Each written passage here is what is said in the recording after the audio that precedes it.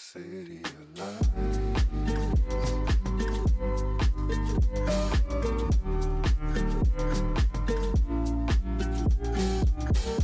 Your sunshine on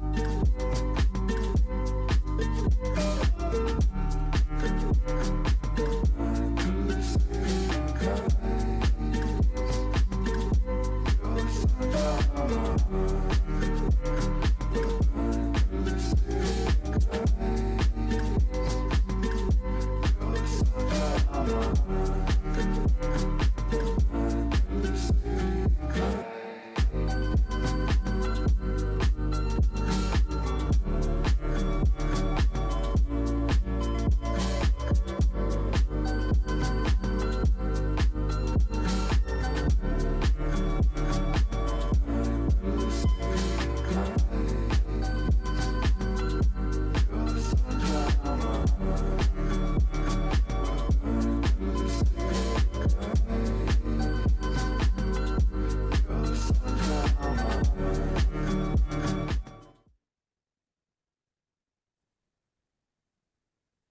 Good afternoon, evening, or night, depending on where you are, everyone.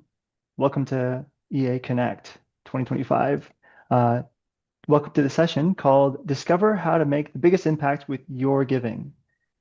In this session,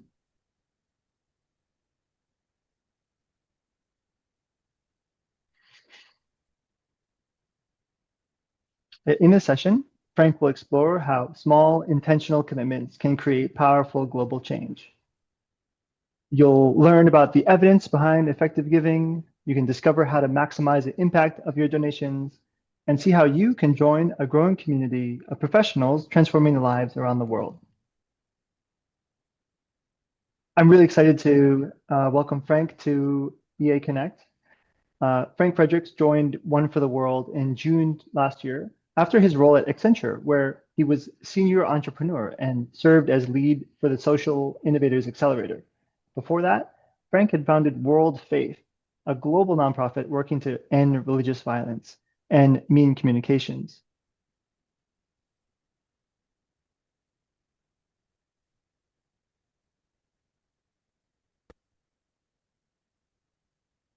Hi, can you hear me?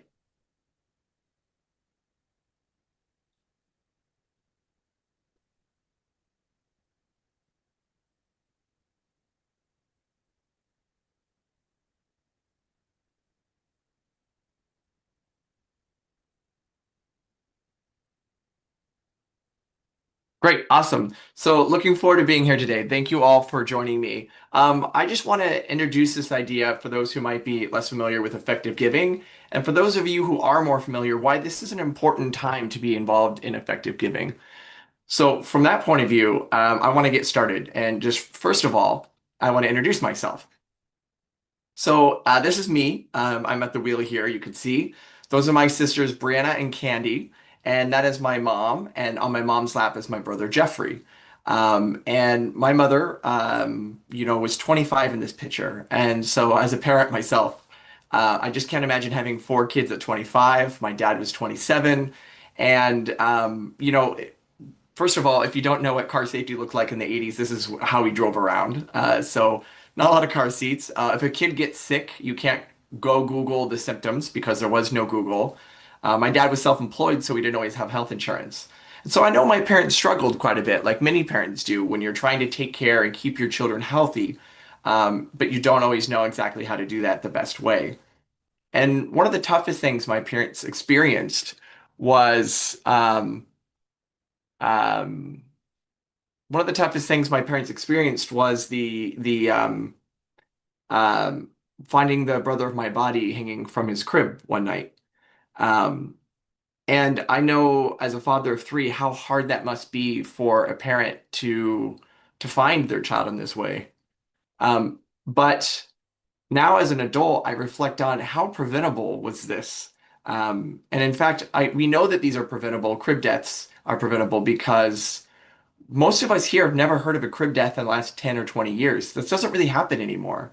In fact, there's standards about how cribs are made and when you should throw cribs away, and there's lots of information that goes out to let people know how to be safe with cribs.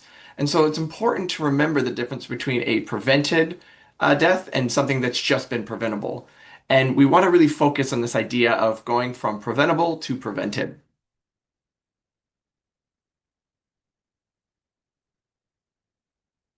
So I want to tell you a different story. This is Saibatu who lives in Nigeria, and she too experienced a scary moment as a parent. But for her, it was finding that her firstborn was very sick, and so sick, in fact, she was afraid that she would lose him.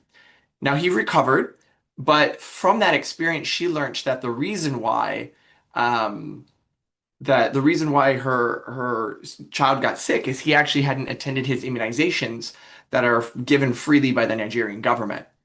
And as a result, this was actually getting sick was something that was preventable.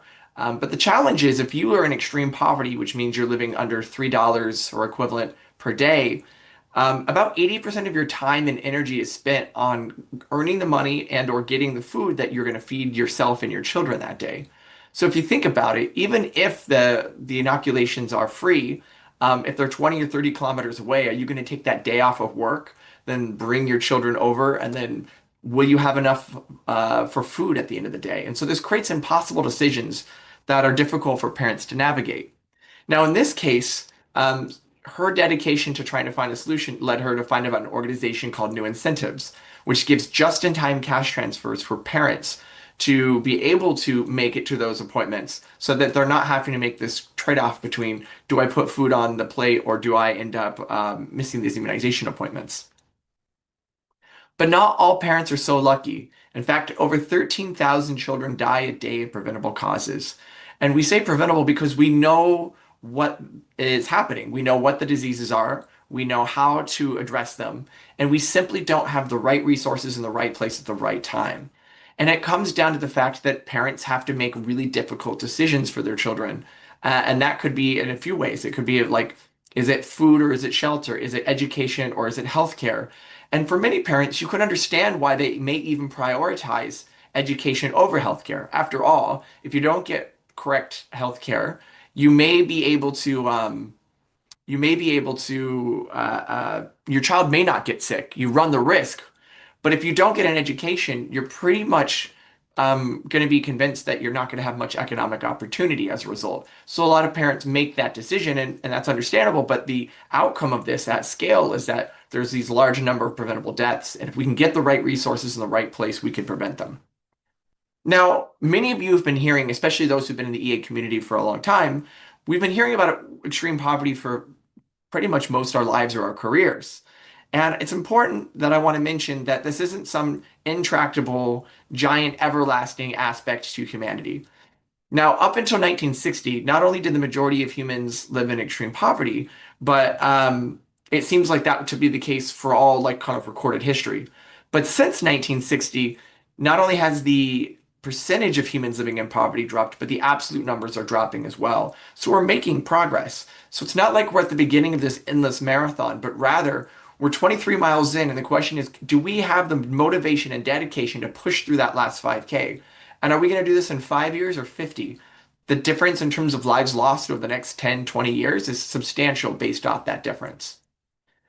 It's also important to recognize that which is preventable and becoming prevented. We've done it before. For those who are unfamiliar, smallpox was one of the greatest killers of humanity in the 20th century. In fact, in the 20th century, it's estimated about 300 million people died of smallpox. To put that into context, all the wars combined from the 20th century is about 120 million. So if you look at this, if you take what we see as the most violent century in human history, you double that number, it's still less than smallpox. But today, we don't worry about smallpox. Since 1977, people haven't died of smallpox. We've taken this preventable thing and we've prevented it. And in fact, my children are not even inoculated against smallpox because we no longer worry about it. The point is we've done this before and we can do it again.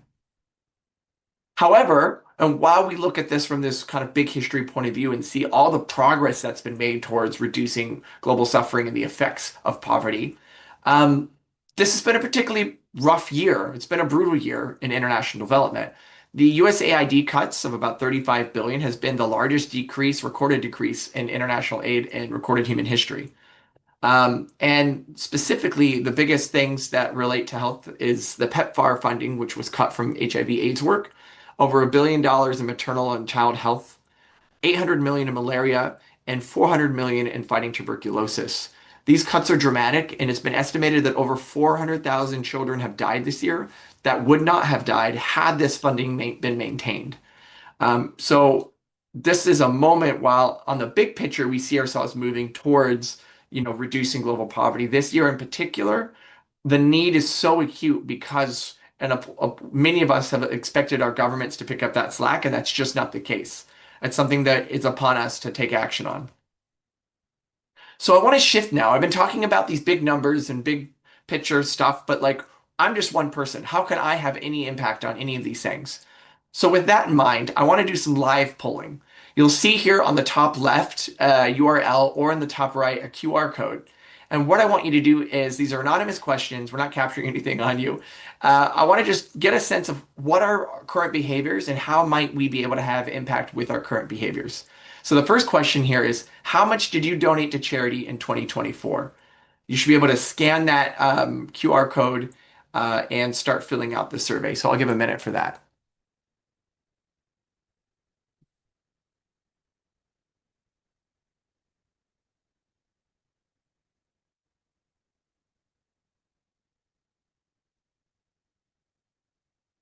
All right, I'm going to give a little more time. So you might be seeing more responses.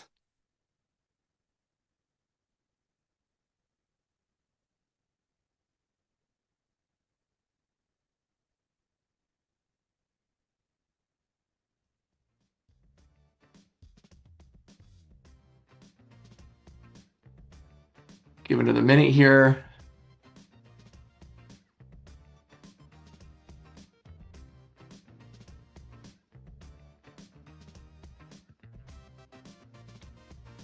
All right, I think we're probably having an issue with people being able to access this for some reason. Oh, there we go. We're getting more response. There we go.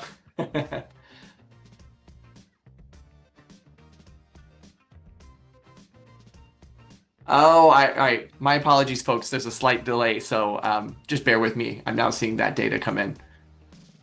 Great. So while this is coming in, I'm just going to editorialize real quick. What we're seeing here is that most of us are donating, right? And it looks like about half of us are giving $1,000 or less a year. I think that's a fair description here of this the data that we're seeing. So I want to move us forward and start thinking in terms of moral intuition. I want you all to imagine that you have a coworker who sits next to you. They make your same salary. They pay the same amount of rent you do. If you have student loan payments, it's the same. They're in the exact same economic situation you are in. What percent of their income should they be donating to charity? Yeah, so based off of the economic reality of this person, what do you think they should be donating? I'll give it a minute for the delay.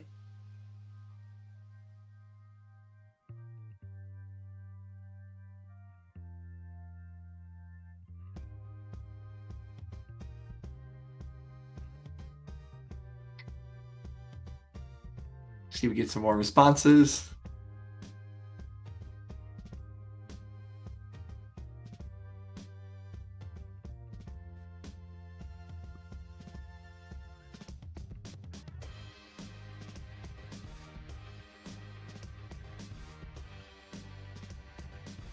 That's funny. I've never seen results disappear before. They came back. Okay. So I'm seeing two patterns emerge already with this data. I'm sure more will be coming in. Some of us think we should be giving around 3 to 4%, which is around, I think, average that folks tend to give. And then a portion of us think it should be 9, 10%. So we have our tithers in here. So we have a bifurcated kind of dual peak distribution here. With this, I want to bring us into our next question. So I want you to apply your own moral intuition on your behavior. Did the amount that you said you give last year equal the percentage of your income that you just described for your coworker in the previous question? In other words, does your giving match your moral intuition for somebody in your exact situation?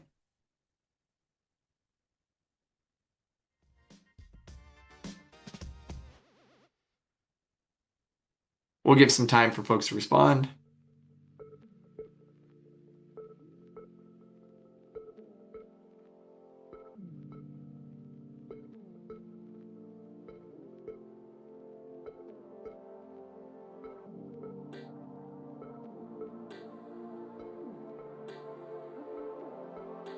Great, so I'm going to start interpreting the data here.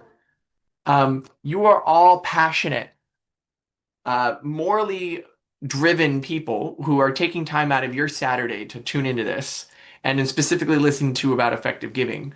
And yet, about half of us aren't giving as much as our own moral intuition would suggest we should, whatever that is to you.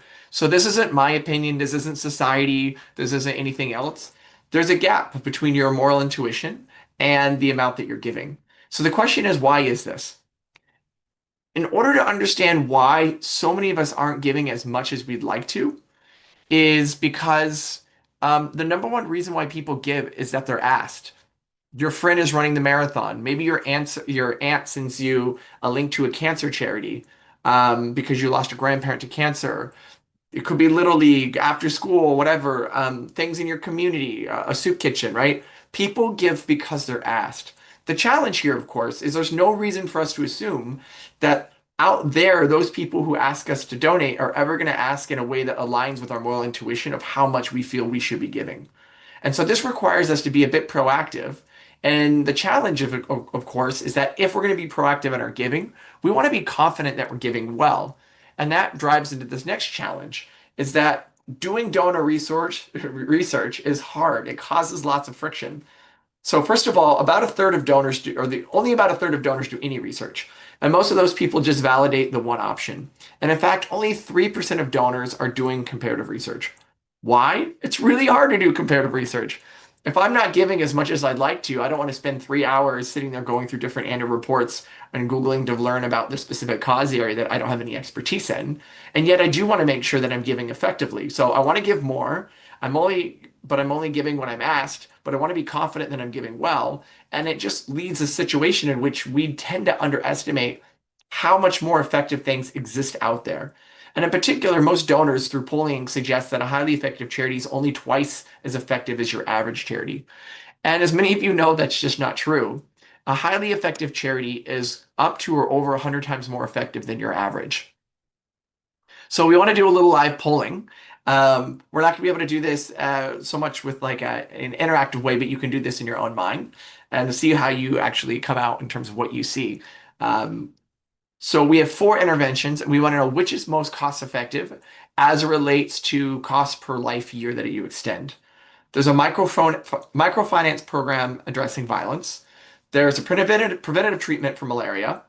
There are insecticide-treated bed nets, and there's vitamin A supplementation. So let's go through them. Who thought it was the first one, the microfinance program?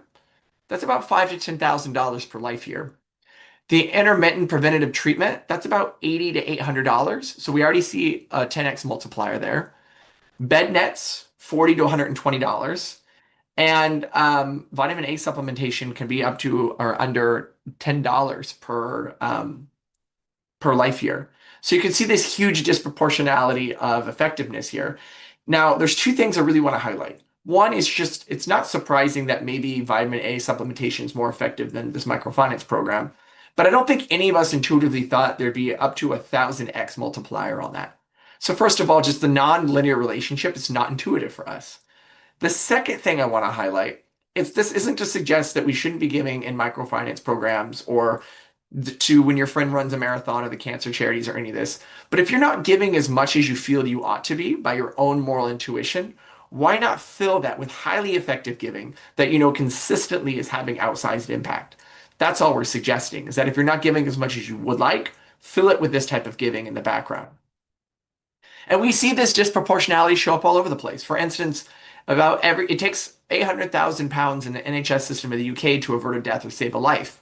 And yet, if you gave that to highly effective charities, that would avert 200 deaths with the same funding. Once again, this isn't saying that we should defund NHS. It's rather, with the incremental resources we have available, we should be hyper-focused on being highly effective. So what are the takeaways here? More people can be giving to charity than currently are. We know this.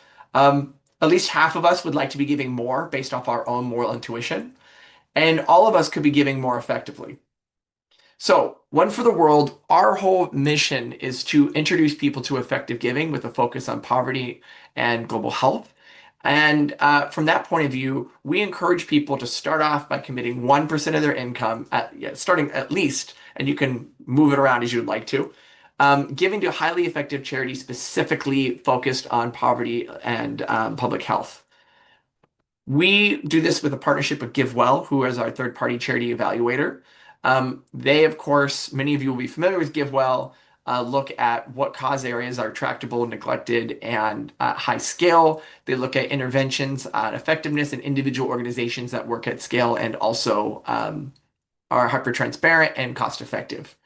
We're very happy to be partnered with them, and it allows us to then follow their guidance without needing to recreate the wheel.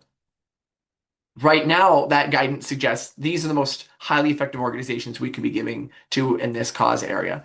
And this is Against Malaria Foundation, the Malaria Consortium, New Incentives, which is the organization that Saibatu in the earlier story gives to, and lastly, Helen Keller International's Vitamin A Supplementation Program, which many of you saw as one of the most cost-effective interventions. So we want to tell you a little bit more about one of the places where this work is happening, and that is in Madagascar, in particular the work Helen Keller International is doing there. So we have a short video we're going to show.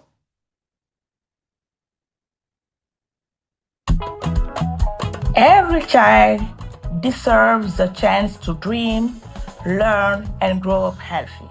But for millions, lacking a tiny yet essential nutrient may stand in their way. Vitamin A is critical for vision, immunity, and healthy development, and found in foods like sweet potatoes, carrots, and leafy greens. But for too many children around the world, these foods simply aren't part of their diet. Without enough vitamin A, children face a greater risk of disease, blindness, and even death. For a little more than $1 a dose, vitamin A given twice a year to children until age 5 can reduce the risk of death by more than 25%. For nearly 50 years, Helen Keller International has led the charge partnering with governments, communities, and healthcare heroes to reach millions of children with life-saving vitamin A each year. We meet families where they are, training community health workers to go door to door, hosting community events where families know their children will be protected, supporting clinics to ensure vitamin A is part of every child's visit. But we don't stop there. We empower women to grow nutrient-rich foods for their families. And we advocate for governments to fortify cooking staples like oil and flours with essential vitamins.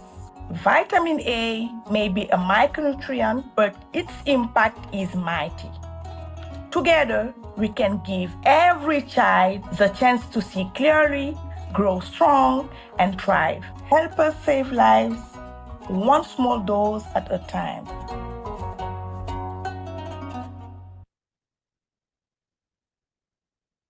So from here, we want to give you all a chance to actually see how you can have a direct impact in the space. So whether you want to go to this URL or go to and scan the QR code, this basically is a calculator that lets you look at your own potential impact if you were to take 1% or greater pledge. So you can go in there and put in your salary, the number of years you think you're going to be working, or your retirement age. It estimates, raises that you would have over time. And then you can allocate where you would be putting that in terms of which organizations you want to donate to. And what you'll find is that it's not just that over your life of giving that you could actually give much more than you'd anticipate, and that could be into the tens of thousands or more in terms of direct beneficiaries. What's really, I think, inspiring to me is actually seeing the number of deaths you can avert or lives you can save through your giving over time. And in particular, what I find so moving about this is that imagine that you went to medical school to become a medical doctor. That's 8 years of schooling. It's really hard. You're doing the rotations and your fellowships and all of this work. You're working 24-hour shifts, or you do 100-hour work weeks. If you know anyone who works in medicine, it can be a really intense career. And a medical doctor in the United States, on average, is averting about 70 deaths or saving 70 lives, an equivalent of dollars or qualities per year. Um, so now when you look at your number, let's say let's say you put 1% and at your income projected over time, you're at 35 deaths averted. We usually see numbers as low as 10 and as high as 50. Let's say if you see 35, is that you living off of 99% of your income, not having to go to medical school, not having to do all those things. You're having about half the impact of a medical doctor while you still get to like sit in your apartment and eat your Netflix and chill and hang out, right? So I really just want to like the ability to have outsized impact doesn't need to change your quality of life, but it does have a huge impact on others along the way. Um, so we'll give folks a moment here to look at this and play around with this calculator and maybe test different percentages, or if you're in the United States, you might also wonder, will I ever retire? That's a question you can put in there. Um, see how long you think you'll be working. Um, but the real point here is to see that while we see these giant numbers and we feel overwhelmed by this, about you yourself can have incredible impact. And while we're at this, I want to just talk about the power of 1%. So I'm just going to talk about the United States, although there are effective giving, people doing effective giving all over. I'm just going to use some local numbers or domestic numbers. If only the people who make $100,000 a year or more in the United States were to give $1,000 a year, so that's 18% of American workers who make over $100,000 a year. And if they give $1,000, that's 1% of the first 100,000 they make. Not even 1%, right? A negligible amount of money by a small number of people, small percentage of Americans. That's about $30 billion that would be given every year. Now, if you take the $4,500 GiveWell estimates it takes to avert a death or save a life of a child under 5, you times it by the 13,000, you would end up spending about $22 billion to avert those deaths. So a fraction of us giving less than 1% of our income could overshoot the amount we want to raise by 40%. It's totally doable. It's totally achievable. We have the ability to do that. And you being one of those people giving that 1%, that 2%, whatever feels like the right number to you, can have this outsized impact. So we encourage people to take a pledge, whether it's 1%. We also have a pledge partnership with Giving What We Can. For those of you who want to go for 10, awesome. We encourage that a sizable portion of your 10% go into the public health and poverty space. And that's the main thing. And the big takeaway I really want to share is, I know we see these charts, we hear these numbers, the rational arguments, but I can't help but believe that the parents of these 13,000 children do not lament their deaths any less than my parents lamented the loss of my brother. And because of that, I feel an intense moral obligation to show up, to tell these stories, and just give you the opportunity to not feel bad about your privilege or anything else, but tap into your own moral intuition and give as much as you feel like you would like to be in a way that's highly effective. With that, you can take the 1% pledge directly on Donational, which should work in the US, UK, Canada, Australia. We also have a place where you can do one-off donations if you just want to try giving highly effectively and as a one-off situation. And then also, I believe my colleague Daniela will be putting a link to our Giving What We Can partnership pledge platform for folks who are in other countries and may not be able to use our own platforms to do that. But in short, I'm going to stick around. We're going to have time for questions. And while I'm obviously very passionate about effective giving, if folks have broader questions about philanthropy, donations, social impact, or social entrepreneurship, I'm happy to hear those. I'm very enthusiastic to support you all on your impact journeys, whatever way that looks. And with that, I'm going to leave this up while I turn it over to Elliot. This is just a place where you can give us feedback, and we often we can make donations on your behalf when you fill out this form. So with that, I'm going to pass it back to our moderator. Thank you.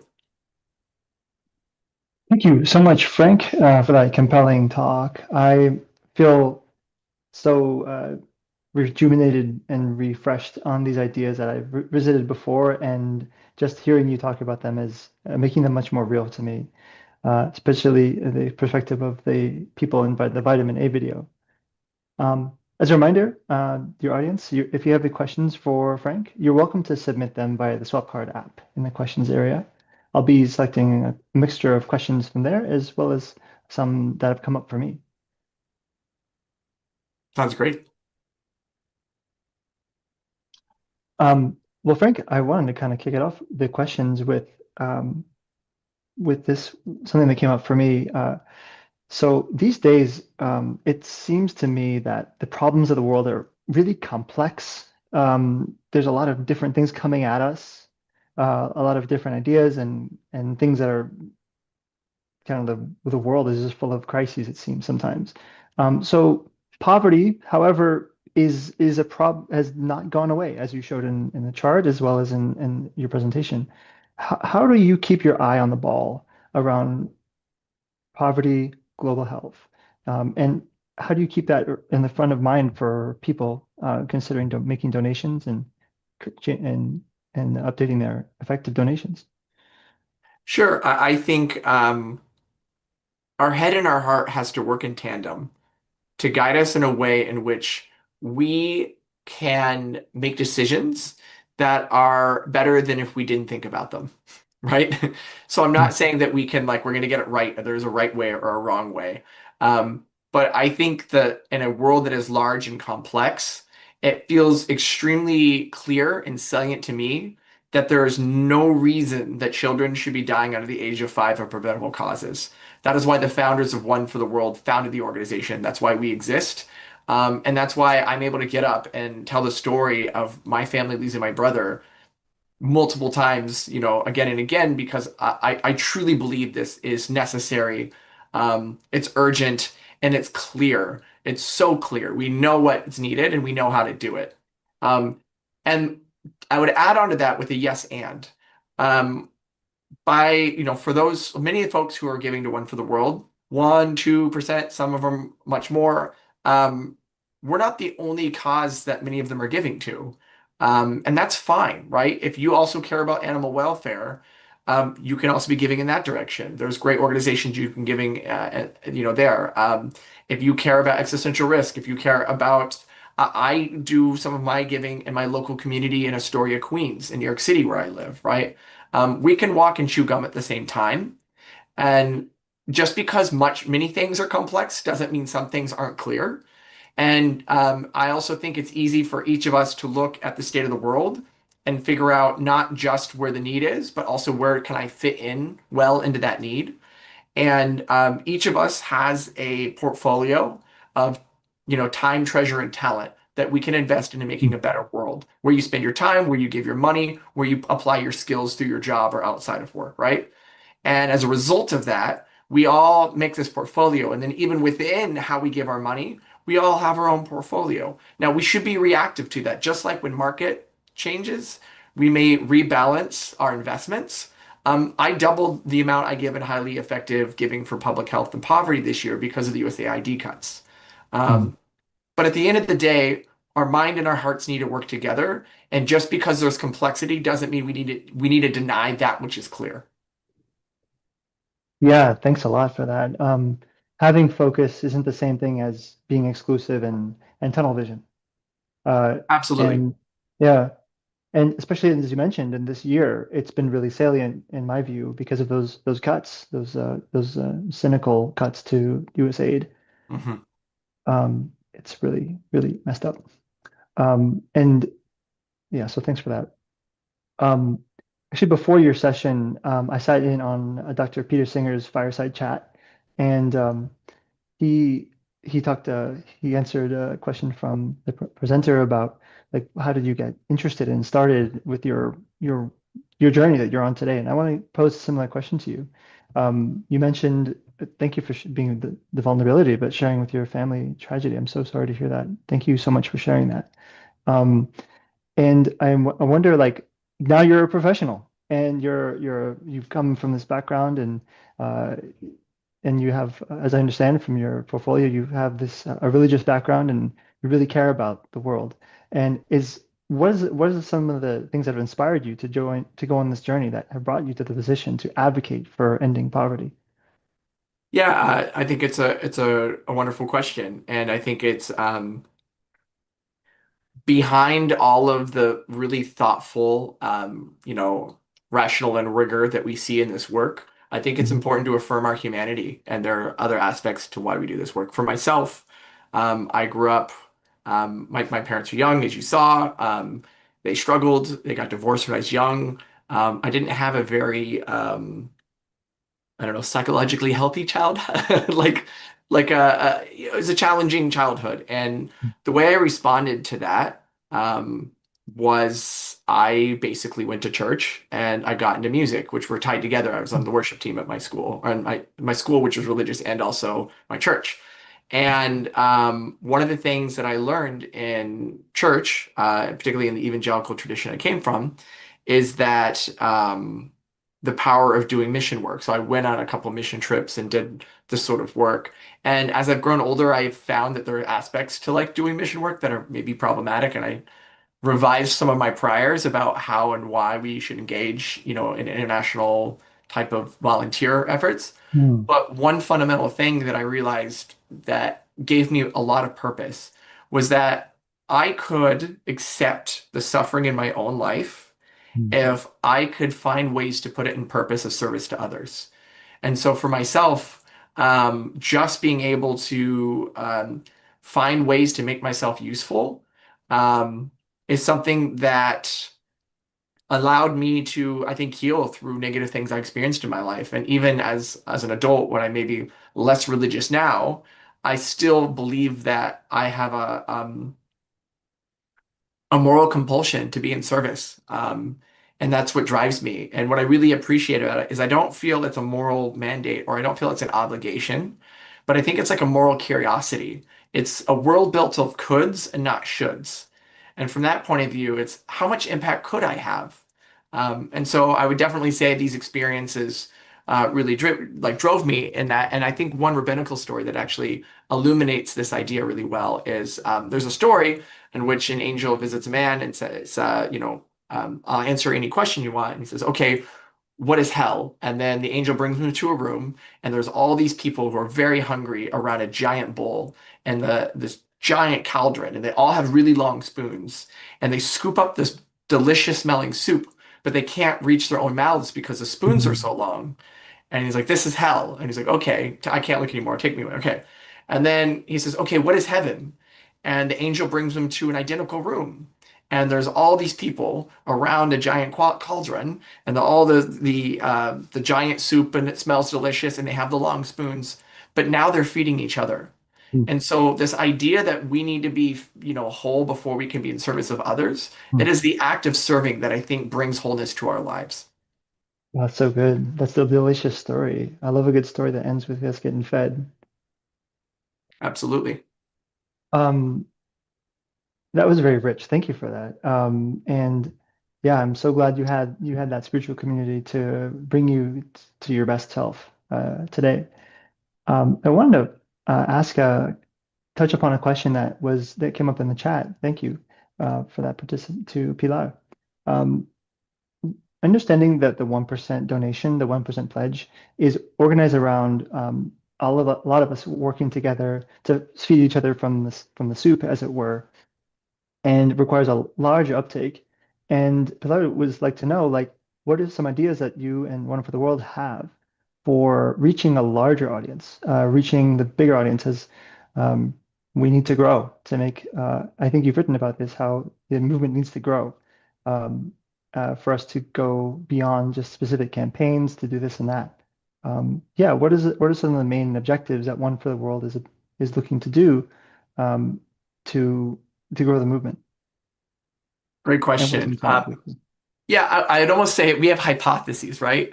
We have Mm. working ideas that we're really passionate about. I think, first of all, um, we recognize that we're building on incredible work by other organizations. So, like, we partner a lot with other effective giving orgs, like GiveWell, like Giving What We Can. And I think the market opportunity to think in entrepreneurial language is how do we package impactful things like effective giving in language that speaks to a broader audience. I Mm. think many of us who are here got here because we were convinced by a rational argument. I Mm. do not think that's how the majority of the market works. I think there are many people out there who, for instance, will never actually never hear the words effective altruism, Mhm. never align or believe in effective altruism directly, but can still be inspired to behave in effectively altruistic ways. And I think one of the first things is, at One for the World, we really focus on stories. We've got the charts, we've got the numbers, sure, but what we Mhm. know is people's rational brain is not a scientist weighing evidence. It's a lawyer backing up how we already feel.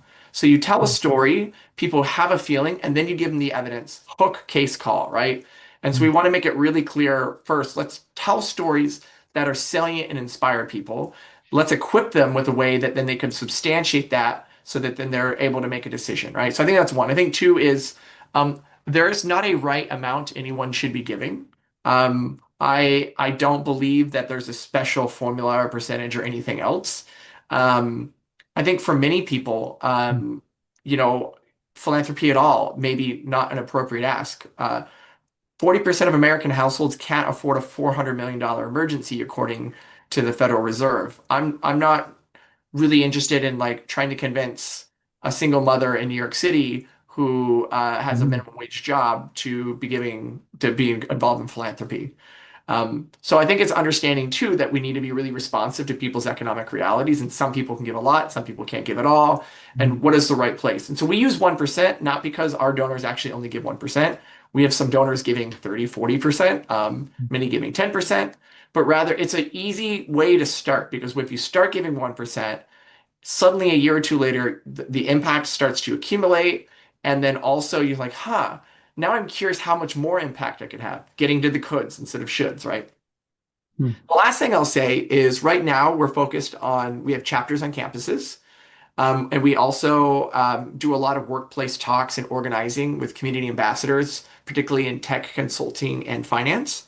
Mhm. But we're also looking at how to engage in more mass media techniques. And in particular, we're thinking a lot about the way that Global Citizen, the concert happens, or Product Red, or some of these mass appeal impact campaigns that just didn't have the high effectiveness under the hood. So how might we learn the best practices of what's large scale impact campaigns while maintaining our dedication to highly effective locations where that funding can go to? So we're experimenting with a lot of this right now, but our goal is to grow 30% in Money Move this year. We're looking to double the number of pledges this year over last year, which we're ahead right now on that. And I fundamentally believe there is a 50x, 100x opportunity to engage. For every one person who's doing effective giving today, there's 1,000 people out there that would be ready to write a check, take a pledge, get started. And our job is to reach them, inspire them, and equip them to have this outsized impact. So that's what we're working on. Yeah, that's amazing. Those are some ambitious targets, and I'm so excited to see them on the chart. I'm definitely one of those people who converted from the 1% pledge. I took the 1% pledge a couple of years ago, and then I graduated to the 10% over after a couple of years. Amazing. So We'd love to hear yeah, I it. mean, it was pretty smooth. Like it's just like once I started, it was like, okay, can you just do more? It wasn't. I was asked to give 1%, and then it was just so kind of liberating to instead of talk about things that I was passionate about to actually make a move some of my money towards what I believe in. Amazing. Um, so it works, and I'm really excited to see how I like potentially going to the bigger audiences is on the plan. Um, you mentioned the chapters in universities and in college and companies that are really doing a lot of exciting work for building that community and getting organized. Can you say something a little bit about what excites people? Why do you find that the chapters to be what motivates people to create chapters? Yeah, that's a great question. I think there is a few reasons why people start and a few reasons why people continue, right? Mhm. Some people start chapters because we've noticed um, a sizable percentage of our chapter leaders are actually from the countries where these interventions are put in place. And, but they have had a lot of privilege to be able to come. So maybe it could be somebody from Zimbabwe who is now doing their MBA at Stanford or Harvard or something, right? and they feel extremely fortunate to have this opportunity to study in the US. But also, they saw the direct beneficiaries with their own eyes in their home countries, right? Mhm. And so that's one of those origin stories. Some people are like me, like coming from a religious or post-religious context where they were normalized to the ideas of being in service, but then Mhm. felt they could no longer do it through the old channels that the religious institutions provided, and they'd rather do it in highly effective ways. We've seen that. Some people do it because they want something on their resume, when they graduate to be like, hey, I did this thing, right? And it's professional development.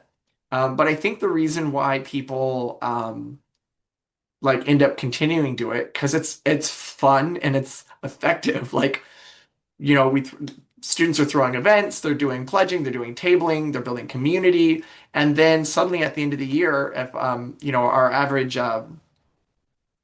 each chapter has a target of 30 pledges over the course of an academic year. If you take that and those are all pledges that continue to give through their career, your impact as a community or as a chapter leader is incredible. Like, you could have more impact in a single academic year than the doctor does in their entire life through who you've inspired to take the pledge. And then you can get up the next year and do it again. And so I think that's really inspiring and keeps people engaged. And then lastly, I'd say that there's just, each person has this question of this world feels so big and problems seem so huge and I'm little, it's big. And do I have any agency to do Mhm. anything at all to improve the world? And it sort of like an ant carries a giant leaf, because of the disproportionality of the effectiveness of this work. Individuals can have this outsized impact, and we see it not just with our chapter leaders, but our community ambassadors, and with others. We even get tons of volunteers coming and helping us build out new tech for the organization, even. And I've been here now about a year and a half, and I'm just constantly inspired by the passion of people working on this work at every level of the organization, volunteer or otherwise. Oh, this is all so great. Frank, I would be remiss if I didn't ask a couple questions about how people can get involved with what One for the World is doing today. If I see on your website, you've got links to joining the movement through volunteering, working, taking the pledges. Um, and if people want to, and I wanted to ask a little bit more about organizing their communities, campuses, or companies. Um, what kind of support and encouragement does One for the World offer to people who are interested in getting organized? It's a great question. On our campuses, we have chapter leaders. We have a budget that and support staff to help people do this organizing. You're going to table, you need a banner, you need t-shirts, you need whatever you need. We actually bring our chapter leaders together from across the country and world and every summer in preparation for the next academic year. There's training and community building and professional development.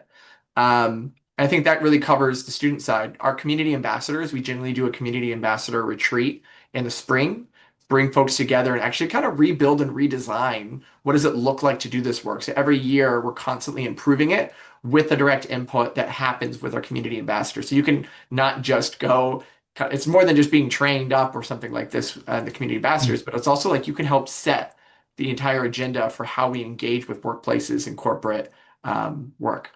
And then the last thing I'd say is, yeah, we encourage people to take this pledge, take another pledge, start your effective giving journey. And if that's not enough for you, reach out to me or Daniela or somebody else on the team. I think Daniela has access to the Slack. She can put one of our emails there, and we'd be very happy to chat with anyone who's interested and not even sure where to begin. But definitely, if you're on campus, chapter leaders, and if you are in workplaces, community ambassadors, two great ways to get in if you want to do more than just give. These are great opportunities.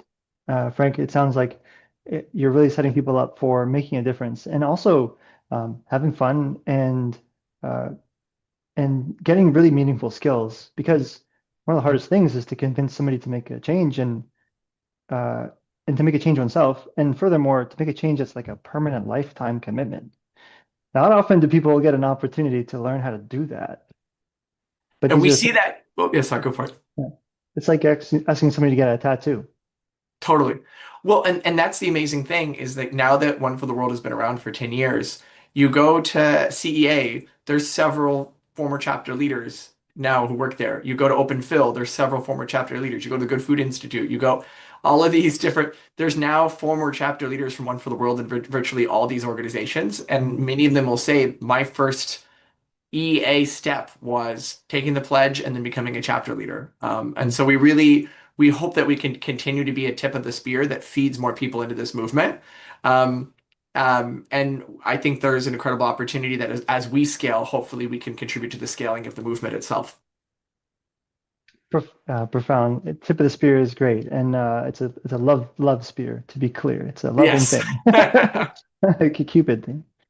Um, Great. Well, as we wrap up, I just wanted to just thank you, Frank, for all the work you've been doing and bringing your heart and your love to into your work. You've been doing it for several number of years, but I don't know if you've been thanked for by the many people who've been indirectly helped. I'm sure you haven't, but it's the work of leaders like yourself and the people that you work with around the communities who are truly lifting a lot of weight. Amazing.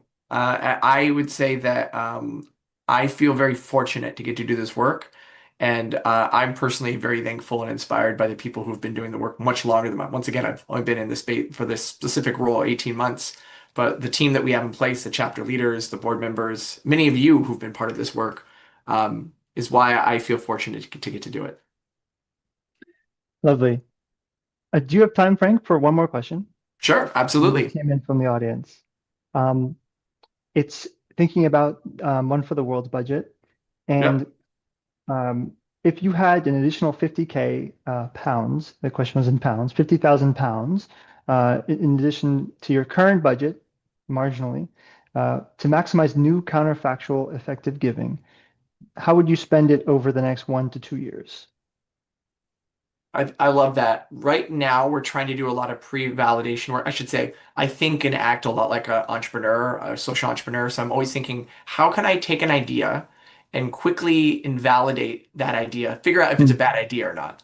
So right now, we're doing some pre-validation work around this idea of a mass campaign to just normalize effective giving and then feed people into the volunteer opportunities rather than going pledge first, but go community first.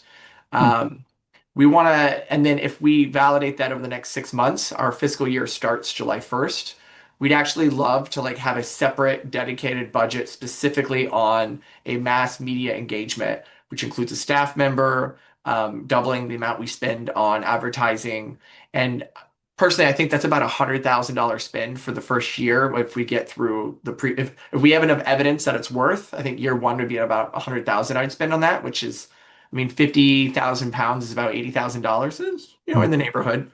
Um, of course, that's me thinking, though, that that person donating would be thinking more like a venture philanthropist and not that I have a high confidence that it's going to lead to the result, but rather we have this opportunity to build and prove something new that if we do, we can 10x, 100x, in the coming years. So I tend to take a more entrepreneurial angle. But for me, I think that's the thing that a lot of people have been thinking around and hasn't got a really good chance to run with. And we're doing a lot of deep learning right now on that specific subject. Yeah. The margins and the multipliers that you can get out of like the community building for effective altruism are pretty staggering sometimes. If you think about the counterfactuals. Yep, Yeah, thanks for that. Thanks for that quick challenge there. Well done. absolutely. I like a good challenge. I can tell. I can tell.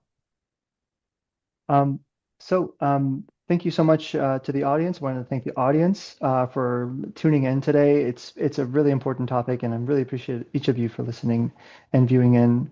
Um, can we get a song from one of those guitars really quick before we wrap up? I don't think No? so. Oh, come on. If we got Um, maybe if we get 10 pledges, I'll send personal guitar things to each person.